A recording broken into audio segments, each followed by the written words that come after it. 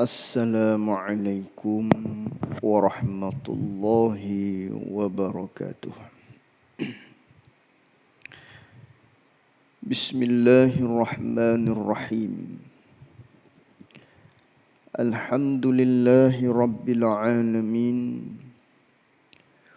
Wassalatu wassalamu ala ashrafil anbiya'i wal mursalin. وعلى آله وصحبه أجمعين. اللهم فقهنا في الدين وعلمنا تأويله. اللهم فقهنا في الدين وعلمنا تأويله. اللهم فقهنا في الدين وعلمنا تأويله. اللهم نور قلوبنا بنور هدايتك كما نورت الأرض بنورك شمسك أبدا أبدا برحمتك يا أرحم الراحمين. رب اشرح لي صدري ويسر لي أمري واحلل عقدة من لساني يفقه قولي. اللهم صل وسلم على سيدنا ومولانا محمد. قال المؤلف رحمه الله تعالى: ونفعنا بعلومه وبعلومنا في الدارين آمين. Riwayat daripada Hasan Basri radhiyallahu anhu daripada Nabi sallallahu alaihi wasallam bahawasanya bersabda, bagi orang yang sembahyang itu 3 karamah. Alhamdulillah, pertama-tamanya kita merafakkan rasa syukur kita kepada Allah Subhanahu wa taala dengan limpah dan karuniaan daripada Allah. Dapat lagi kita meneruskan muzakarah kita menerusi kitab Muniyatul Musalli yang dikarang oleh Al-Alimul Allamah Syekh Daud bin Abdullah Al-Fatani rahimahullahu ta'ala, di mana di dalam siri pengajian kita bagi surau An-Nur Bada Puteri Kelang ini, kita telah pun sampai pada halaman muka surat 16, di mana perbincangan kita pada malam yang berbahagia ini di dalam siri kuliah online kita, iaitulah berkaitan dengan perkara-perkara yang menyebabkan seseorang itu sujud sahwi, ataupun dengan kata lain sebab-sebab bagi sujud sahwi. Maka inilah topik ataupun perbincangan kita, tajuk utama kita pada malam yang berbahagia ini untuk kita bincangkan di dalam siri kuliah online kita menerusi kitab Muniyatul Musalli ini. Sebelum kita sampai pada sebab-sebab yang mana sunat bagi seseorang itu sujud sahwi, maka terlebih dahulu kata pengarang rahimahullahu ta'ala, katanya, riwayat daripada Hasan Basri pada halaman muka surat 16, pada baris yang di tengah-tengah kitab bagi kitab Jawi. Riwayat daripada Hasan Basri radhiyallahu anhu, yang mana riwayat ni kata Hasan Basri yang dikeluarkan oleh Hasan Basri, diceritakan oleh Hasan Basri daripada Nabi sallallahu alaihi wasallam, daripada Nabi sallallahu alaihi wasallam bahawasanya apa? Bersabda, yakni bersabda Nabi sallallahu alaihi wasallam. Nabi bersabda apa? bagi orang yang sembahyang itu, kata Nabi. Boleh bagi orang yang sembahyang ni, dapat bagi orang yang menunaikan sembahyang ni, kata Nabi SAW, dia akan dapat 3 karamah. Ada bagi orang yang mendirikan sembahyang, yang menunaikan ibadat sembahyang ni, ada bagi dia tu 3 karamah. Apa karamah? 3 kemuliaan yang Allah Subhanahu wa taala karuniakan kepada orang yang menunaikan sembahyang, kata Nabi kita Muhammad sallallahu alaihi wasallam. Apakah kemuliaan tersebut yang didapati kepada orang yang menunaikan sembahyang yang Allah Taala karuniakan? Yang pertamanya bertabur kebajikan, bertabur kebajikan, berselerak kebajikan, maknanya banyak. Bertabur kebajikan di atasnya, yakni di atas kepalanya. Mudah-mudahannya hak kali pertama tu la'ala sawab tidak adalah. Bertabur kebajikan, bertabur tu di atas kepalanya, kepala seorang. Bertabur kebajikan daripada langit hingga kepalanya. Mula daripada langit hingga kepala dia penuh, bertabur-tabur. Maknanya kebajikan-kebajikan yang Allah Ta'ala karuniakan kepada orang yang menunaikan sembahyang. Ini kemuliaan yang Allah Ta'ala anugerahkan kepada mereka yang menunaikan sembahyang. Orang ni dapat banyak kebajikan, kebaikan pahala daripada Allah Subhanahu wa taala. Itu yang pertama. Yang kedua. Tak habis lagi yang kedua tu. Yang pertama. Dan malaikat. Yang kedua lah ni, yang kedua. Yang kedua. Dan malaikat berkeliling padanya, pada orang yang sembahyang. Malaikat duk keliling dia daripada 2 kakinya, kaki seorang yang sembahyang tadi. Malaikat duk keliling penuh, malaikat kanan kiri di sisi orang yang sembahyang tadi, duk keliling dia. Kemudian malaikat tu hal keadaan duk berkeliling di 2 kaki orang tadi, maknanya banyak, hinggalah langit. Sapah ke langit tu duk keliling. Ceritanya banyaknya, ramanya malaikat-malaikat ada di samping orang-orang yang menunaikan sembahyang. Ini kemuliaan yang Allah Ta'ala berikan. Anugerah yang Allah Ta'ala berikan. Kemuliaan yang Allah Ta'ala anugerahkan kepada orang yang mendirikan ataupun menunaikan sembahyang. Cuma kita ialah tak nampak. Tak nampak dengan mata kasar kita, malaikat duk muliakan kita tadi. Duk keliling orang yang tengah sembahyang, start daripada kaki sampai kepada atas langit sana. Duk keliling orang yang menunaikan sembahyang. Ini kemuliaan ni. Kemuliaan duk jaga orang yang sembahyang tadi. Gitu. Habis itu 2. Dan malaikat menyeru iyo malaikat. Ini yang ketiga. Dan malaikat menyeru iyo malaikat. Seru tu dengan katanya, kata malaikat. Malaikat kata apa?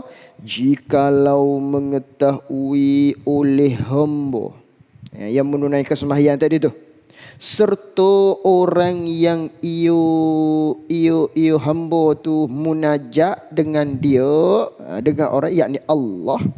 Maknanya kalaulah hamba-hamba Tuhan ni dia tahu dia tu sedang munajat dengan Allah sebenarnya, nescaya tiada berpaling iyo hamba.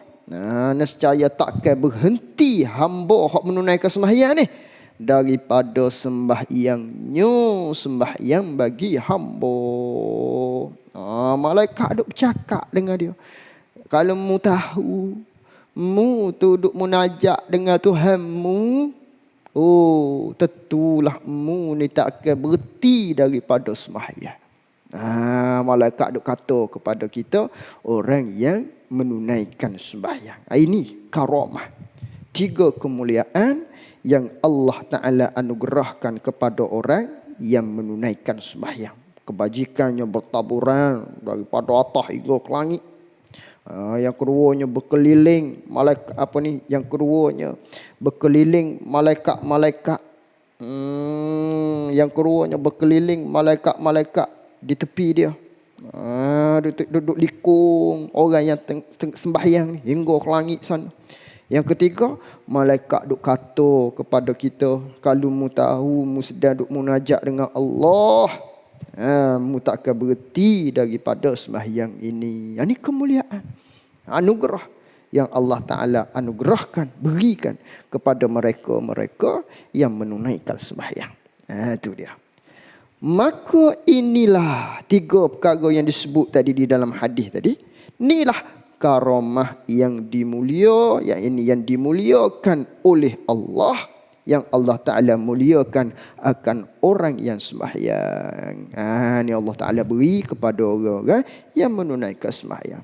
Maka orang yang tak sembahyang tidak adalah anugerah ini. Tidak adalah anugerah kebajikan yang bertaburan. Dicurah atas dia kebajikan yang banyak dicurahkan. Yang kedua ni tadi maknanya malaikat duk keliling orang tu. Tak adalah anugerah ini bagi mereka-mereka yang tidak menunaikan sembahyang. Ini besarnya ibadat sembahyang. Tu besar dia, tu kemuliaan di antaranya orang yang menunaikan sembahyang. Maka inilah segala sunat yang tersebut itu.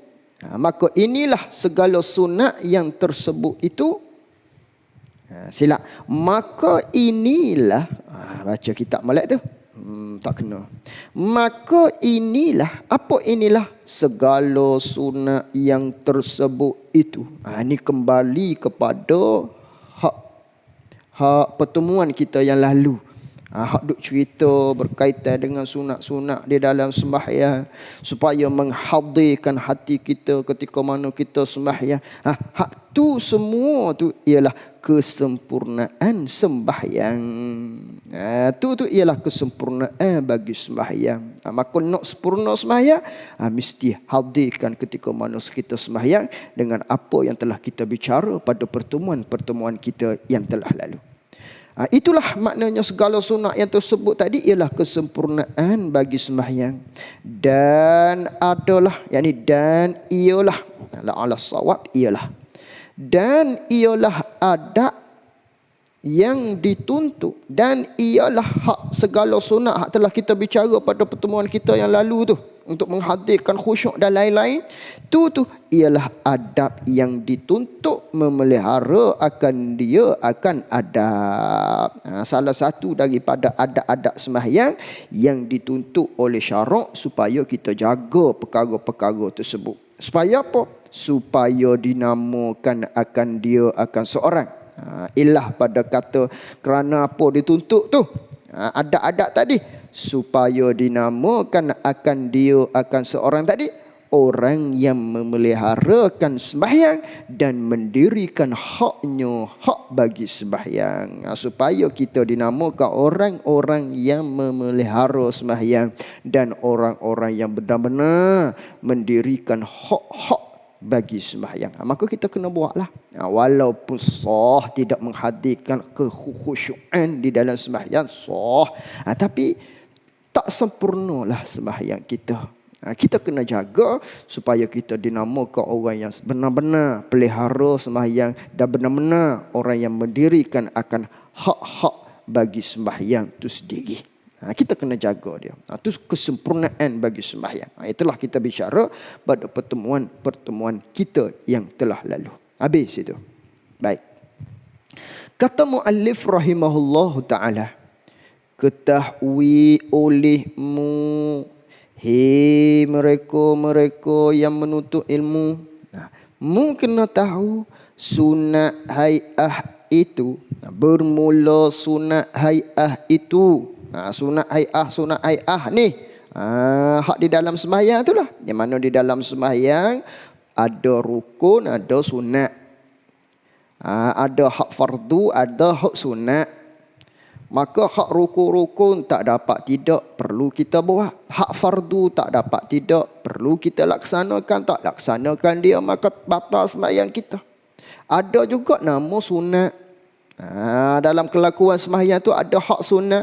Maka hak sunat ni ada sunat aba'ah, ada nama sunat hai'ah. Maka sunat hai'ah ni tiada dituntut dijabarkan dengan sujud sahwi. Tak tuntut hak sunat hai'ah ni. Kita jabar dia, kita tepek dengan sujud sahwi. Pada siapa? Orang yang meninggalkan akan dia akan sunat hai'ah. Kelakuan di dalam sembahyang hak dikategorikan dengan sunat hai'ah. Kalau kita tinggal dia, hak ni tak dituntut untuk kita sujud sahwi. Di akhir sembahyang tu, sebelum daripada salam, tak sunat untuk kita sujud sahwi. Itu sunat hai'ah. Banyaklah sunat hai'ah. Lain daripada rukun, lain daripada sunat aba'ah hak 8, maka dinamakan sunat hai'ah kesemuanya di dalam sembahyang banyak. Tinggal kita sunat-sunat hai'ah ni. Subhana rabbiyal a'la, subhana rabbiyal azim. Ikutlah lain-lain daripadanya, bahagian daripada sunat hai'ah tu. Allahu akbar kabira walhamdulillahi katsira, katakan Rabbi firli. Ikut gi, banyak lagi sunat-sunat hai'ah tu. Tak baca sujud sahwi kah? Tak sunat sujud sahwi. Itu hak sunat hai'ah. Berbeza dengan sunat aba'ah katanya. Dan sunat aba'ah. Manakala sunat aba'ah pula, apabila ditinggalkannya kan sunat aba'ah tu, tinggal akan yakni kan sunat aba'ah oleh seorang tu, tinggal akan dia akan sunat aba'ah ni. Apabila seorang tu tinggal sunat aba'ah, sama ada tinggal tu dengan lupa kah? Tinggal dengan lupa. Terlupa, tak buat hak mana dikategorikan dalam sunat aba'ah. Allah, lupa aku. Satu. Atau dengan sengaja. Pisah, sengeleng, sengaja tak buat sunat aba'ah tu. Hak 8 perkara ni, hak lagi akan disebut ni. Dan telah disebut pada pertemuan kita yang lalu dalam kitab kita ni. Tak buat, sengaja memang tak nak buat. Pun begitu, sunat dijabar akan dia, akan sunat aba'ah. Sunat dijabar, sunat ditepek dengan sujud sahwi. Bagus punah semaya kita. Kalau tidak, seolah-olah seperti kita pakai baju, tapi ada carik kat sini, ada koyak kat sini. Comel ke tak comel? Langsir rumah kita, warnanya cantik, tapi ada koyak, ada koyak, ada carik. Adakah cantik? Tak cantik, kena jahit dulu baru comel sikit. Kena tepek dia, kena tampal dia. Baju-baju kita tu misalnya, ada koyak, kena jahit dia, kena tampal dia, jahit dia, baru nampak comel. Baru tertutup elok, sempurna, nak pakai tadi. Begitulah sembahyang kita. Sungguh pun hak sunat ni ialah perkara sunat, tapi kalau tinggal hak aba'ah, sembahyang kita itu tak sempurna. Ada carik-carik, ada koyak-koyak, tak sempurna, cacat sikit sembahyang kita. Oleh demikian hak sunat aba'ah ni kalau kita tak laksanakan, maka sunat ditampar dengan sujud sahwi. Sunat kita tampar, dia jabarkan dengan sunat sujud sahwi. Sungguh pun kita sengaja tak mahu buat sunat aba'ah, tak kira sunat sujud sahwi. Sunat sujud sahwi. Itu sunat aba'ah. Sunat sujud sahwi sekira kita tinggal, walaupun lupa, walaupun dengan sengaja sekalipun. Walaupun dengan sengaja, lupa ke sengaja tak kira, sunat sujud sahwi apabila meninggalkan sunat-sunat aba'ah. Mana dia sunat-sunat aba'ah tu? Iaitu sunat-sunat aba'ah tu yang 8 perkara. Hak 8 perkara, mana 8 perkaranya? Yang telah tersebut dahulu. Hak telah diulai baca dah dulu tu. Ada sebut dah dalam kitab ni kata dia. Sungguh pun begitu nak sebutlah sikit. Iaitu 8 perkara hak telah dahulu tu, antaranya tasyahud awal. Baca tasyahud awal sunat ab'ad. Tiba-tiba orang tu tak baca tasyahud awal. Contoh satu. Tak baca dengan lupa ataupun tak baca dengan sengaja. Tak kira. Satu. Atau kunut, yakni dan kunut. Kunut mana? Kunut subuh ke ataupun kunut witir. Kunut witir. Hak di nisfu yang kedua tu lah. Dalam bulan Ramadan ni. Tu kunut witir. Jadi tak baca dia. Sengaja tak baca sedangkan dia sunat ab'ad. Sengaja tak baca kunut subuh sedangkan kunut subuh tu sunat ab'ad. Dan selawat atas Nabi. Selawat pada Nabi. Bila? Pada kedua-dua kelakuan tadi, tasyahud awal dan juga kunut tu. Dalam kunut ada tasyahud, ada selawat. Dalam tasyahud ada selawat tak buat dengan lupa, tak baca dengan lupa ataupun dengan sengaja tak baca. Hak ni. Nanti jawabnya di belakang tu sunat kena sujud sahwi. Tu sengaja ataupun lupa tak baca tasyahud awal ataupun tak baca kunut ataupun tak baca selawat. Apa lagi? Seperti dahulu sebut kenyataan perkara-perkara yang telah dinyata daripada 8 perkara tu. Mana?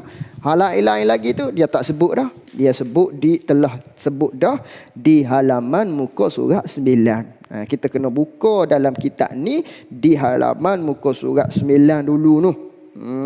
Muka surat 9 baris yang keberapa tu? 1, 2, 3, 4, 5, 6, 7, 8.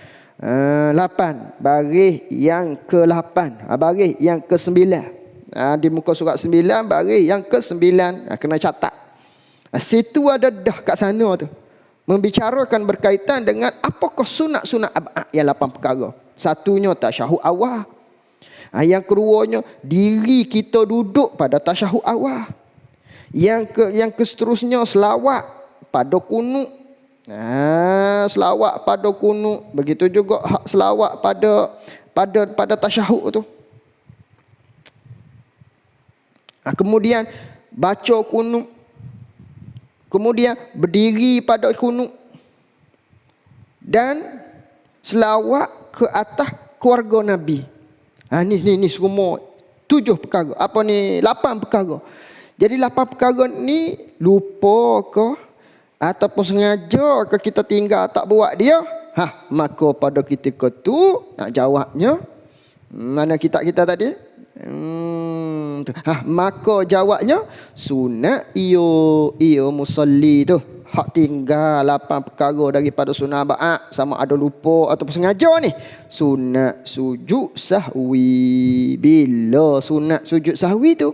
Apabila ia seorang meninggalkan akan sunat ab'ad. Tinggal semua ke?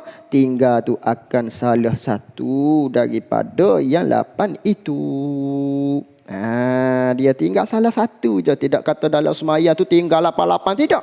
Tinggal salah satu je daripada 8 hak dibilangkan di dalam sunat ab'ad.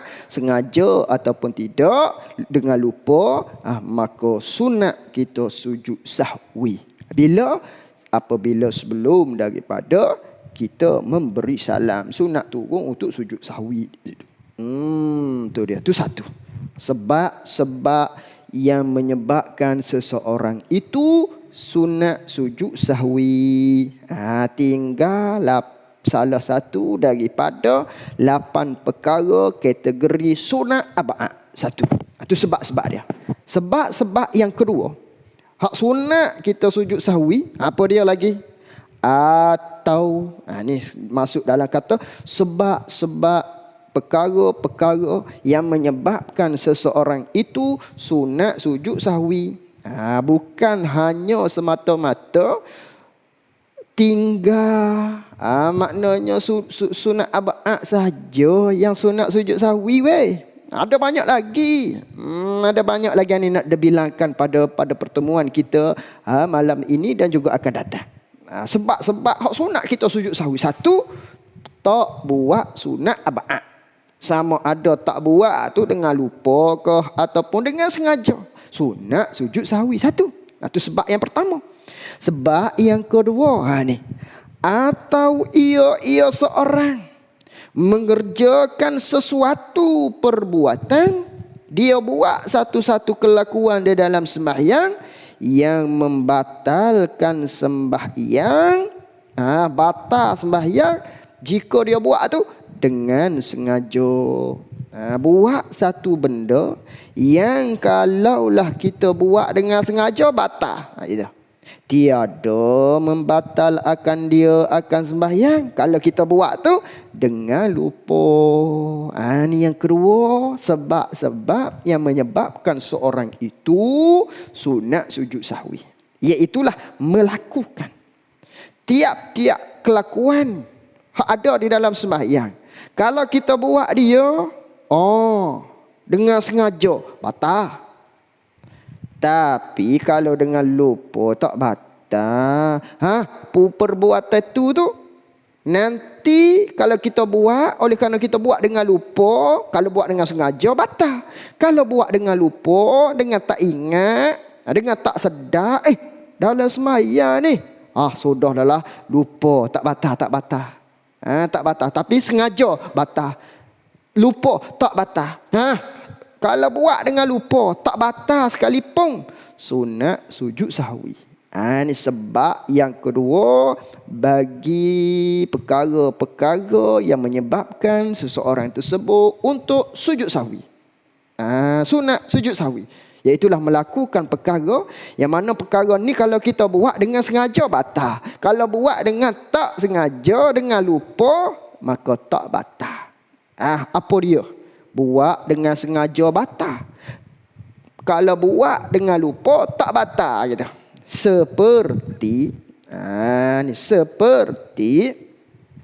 memanjangkan rukun yang pendek. Rukun pendek tapi gi panjang dia. Kita gi memanjangkan rukun yang pendek. Maka memanjangkan rukun yang pendek ni, kalau buat dengan sengaja batal. Ni tak ingat, tak batal. Sunat sujud sahwi. Mana memanjangkan rukun yang pendek ni? Iaitu iktidal. Rabbana lakal hamd, baca doa, kemudian lupa. Galik. Lebih qadar baca Fatihah. Lebih daripada kadar membaca surah Al-Fatihah gitu. Panjang. Allah, aku dalam sembahyang barulah dia gitu pada sujud. Berdiri lama di iktidal ni, di ruku pendek, sedangkan di ruku pendek dia gila lama, tapi dengan lupa, dengan tak sedar, dengan tak ingat, bukan sengaja dia, maka nanti sunat dia sujud sahwi. Di tasyahud akhir kelak, sebelum daripada beri salam. Tapi kalau iktidal tak dengan sengaja lama, pisah, baca habis dah, lama tunggu, sengaja. Lagi tahu, maka batal sembahyang seorang tersebut. Ni lupa ni. Maka tak batal dengan lupa. Tapi batal dengan sengaja. Dah tak batal sebab dia lupa, nanti dia kena sujud sahwi. Tu. Dan duduk antara dua sujud. Duduk antara dua sujud ni pun bahagian daripada rukun pendek. Maka duduk antara dua sujud, Rabbi firli hingga akhir tu, lama dia duduk, lebih daripada qadar bacaan tasyahud. Maka kalau dengan sengaja batal. Ni dia lupa ni, Allah galik tak ingat, begitu, maka nanti dia kena sujud sahwi. Kena sujud sahwi. Habis itu. Itu satu. Dia panggil contoh bagi perkataan, bagi perbuatan yang kalau kita buat dengan sengaja batal, kalau kita buat dengan lupa tak batal. Satu, memanjangkan rukun yang pendek. Dua, seperti berkata dengan sedikit. Ini contoh bagi kata perbuatan yang membatalkan sembahyang dengan sengaja, tak batal dengan lupa. Apa lagi? Satu, memanjangkan rukuk yang pendek. Yang keduanya, berkata dengan sedikit. Kecek, cakap dalam sembahyang dengan sikit. Yang mana bercakap dalam sembahyang ni dengan sedikit, kalau sengaja batal kita. Tapi kalaulah sembahyang, dalam sembahyang kita bercakap sikit dengan lupa, tak batal. Tiba-tiba orang ni bercakap sikit je. Sikit-sikit ni al-qalilu sittu kalimah. Sikit-sikit, nak nama sikit ni 6 perkataan. Sebagaimana kisah telah kita bicara dah di dalam hadis yang panjang yang diceritakan oleh Muawiyah Al-Hakam As-Sulami tu. Kita baca dah. Ada sahabat tu bersih dalam sembahyang, lalu tu dia kata alhamdulillah, alhamdulillah. Ada sahabat lain pula jawab yarhamukallah. Tu hadis tu panjang tu. Maka diistinbatkan oleh ulama, sikit-sikit ni dimaaf kalau dengan terlupa, bukan dengan sengaja kita, iaitulah 6 perkataan. Lebih daripada tu panggil banyak. Kalau banyak, lupa ke sengaja ke, batal. Tapi kalaulah sikit, tengok. Kalau sengaja, batal. Walau sikit. Tapi ni lupa ni, sikit dimaaf. Dimaaf, tak batal. Orang ni, orang tengah sembahyang ni, duk bercakap sikit je. Bawah daripada 6 perkataan. Maka nanti dia kena sujud sahwi. Sunat dia sujud sahwi. Itu 2 perkara-perkara yang menyebabkan seorang itu maknanya sujud sahwi. Satunya tinggal sunat abad. Yang kedua, buat perbuatan yang mana perbuatan ni kalau buat dengan sengaja batal, kalau buat dengan tak sengaja tak batal. Buat dengan lupa tak batal. Maka hak dalam kategori yang kedua ni, sebab-sebab yang kedua iaitulah melakukan perbuatan yang membatalkan sembahyang dengan sengaja, kalau dengan lupa tak batal ni. Maka dalam kategori ni masuk pula dalam contoh-contohnya seperti memanjangkan rukuk yang pendek, satu, bercakap dengan sikit. Okey. Yang ketiga, dan makan yang sedikit. Makan sikit. Orang ni sembahyang tapi gi makan. Baik, gi makan tu dalam sembahyang tu sikit ke banyak? Sikit. Jadi makan sikit. Sikit ni pula dengan sengaja ke dengan lupa? Dengan lupa. Kalau dengan sengaja, batal. Walaupun sikit makan tadi, ni lupa. Jadi masuk dalam kata perbuatan yang dilakukan dengan sengaja batal, tak ada pun kalau buat dengan lupa tak batal. Makan yang sikit, dia makan sikit, gitelan. Sikit-sikit makan ni kata ulama di dalam kitab Majmu' Al-Imam An-Nawawi sekadar sebutir kacang kuda tu lah, kecil. Kacang kuda. Jadi itulah qadar sikit. Lebih daripada tu, besar lagi pada tu, dinamakan banyak. Maka dia makan ni qadar tu ataupun kecil lagi daripada tu. Tak ada lah kacang dalam mulut kita ketika mana sembahyang. Ada sikit je. Ada serpihan apa-apa tak kira lah. Rasa pup telan.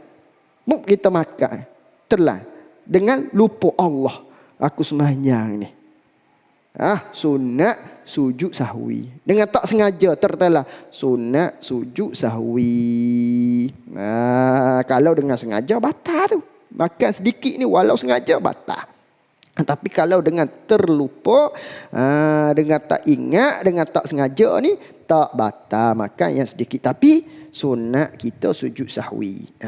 2. 3 dah tu. 3.